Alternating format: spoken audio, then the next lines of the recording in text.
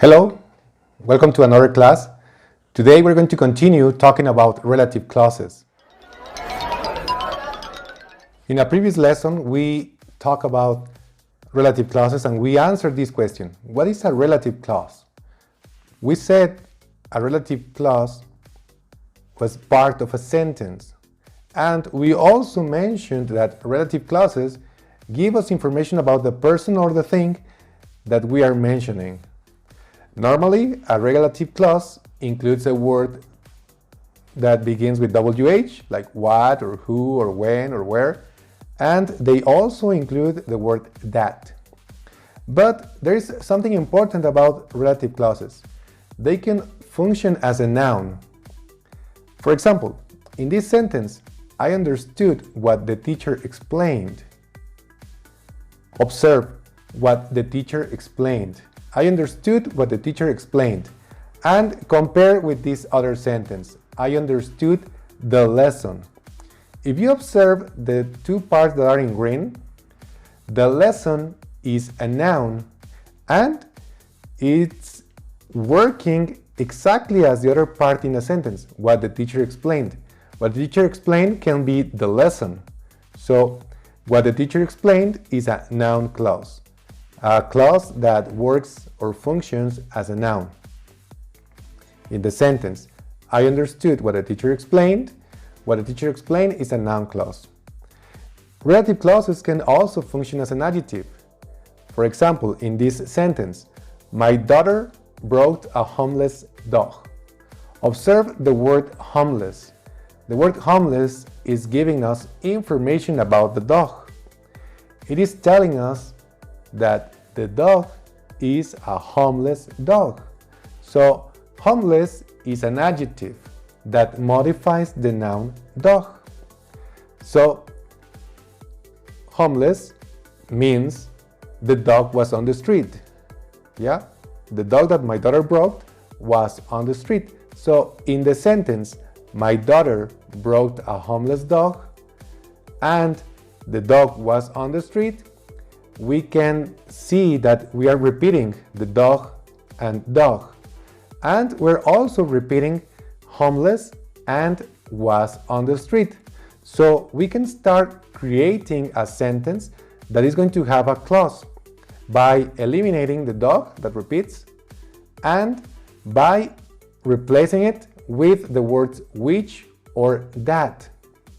But we also need to observe the two parts that are combined, homeless and was on the street. They have the same meaning.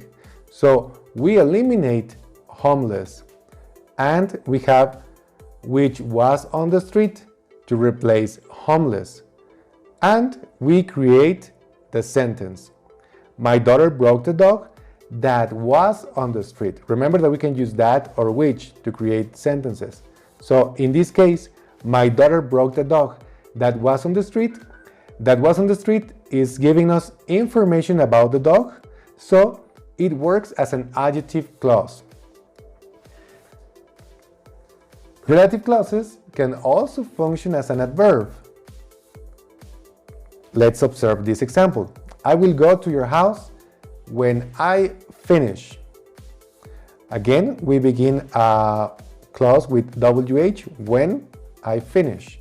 And I want you to compare these two sentences. I will go to your house when I finish. I will go to your house later. Let's observe that later is an adverb. So later modifies the verb go. I will go later. Yeah? The adverb later modifies the verb go. So when I finish modifies the verb go to I will go when I finish. That means that when I finish is functioning as an adverb. It is an adverbial clause. In the sentence, I will go to your house when I finish is an adverbial clause. Relative clauses. Otra vez estamos estudiando relative clauses. En una lección pasada ya contestamos la pregunta ¿qué es una relative clause? Y dijimos que es parte de una oración. también dijimos que las relative clauses nos dan información acerca de la persona o de la cosa mencionada. Y usualmente incluyen una WH word o la palabra that. Pero en este caso te voy a hablar de cómo funcionan en algunos casos las relative clauses. Algunas veces pueden usarse como si fueran un sustantivo. They can function as a noun. Por ejemplo, en esta oración, I understood what the teacher explained. Si tú observas what the teacher explained, yo entendí lo que el maestro explicó. Si tú observas what the teacher explained, lo que el maestro explicó, y lo comparas, por ejemplo, con esta oración, I understood the lesson, yo entendí la lección, lo que el maestro explicó podría reemplazarse fácilmente con the lesson, con la lección. Es decir, lo que está después de understood puede ser intercambiado y tendríamos una oración completa de cualquiera de las dos formas. Lo importante aquí es que the lesson es un sustantivo. It's a noun. The lesson is a noun. So, what the teacher explained is a noun clause. Lo que el maestro explicó es una relative clause que está funcionando como una noun clause. I understood what the teacher explained. What the teacher explained is a relative clause that is functioning as a noun clause. Está trabajando como una, podríamos decirle en español, cláusula de sustantivo, ¿sí? Como una noun clause. No nos compliquemos, acuérdate de no traducir, simplemente identifica cómo se usan, cómo se llaman en inglés, que es lo que estás aprendiendo. También pueden funcionar como un adjetivo. Aquí te voy a pedir que pongas mucha atención porque tal vez se enrede un poquito más. Observa esta oración. My daughter brought a homeless dog. Mi hija trajo un perro, pues, sin casa, sin hogar. Esa sería la traducción. La interpretación sería un perro de la calle. Ese homeless, ese sin hogar, es información acerca del perro. ¿Qué nos está diciendo? Pues que el perro es un perro que no tiene hogar. Es un adjetivo. Por lo tanto, cuando yo digo the dog was on the street, es información que quiere decir lo mismo que homeless. Por lo tanto, funciona como un adjetivo.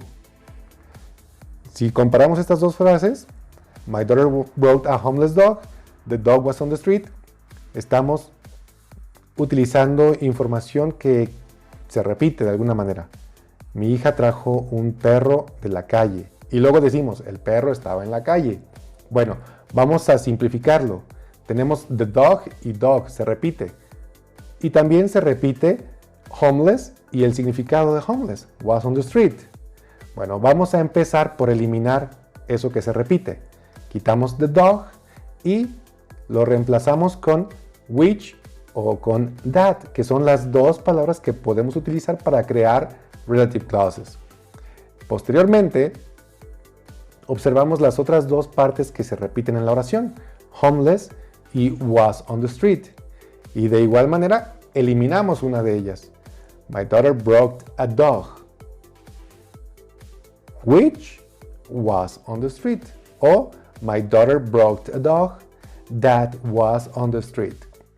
Mi hija trajo un perro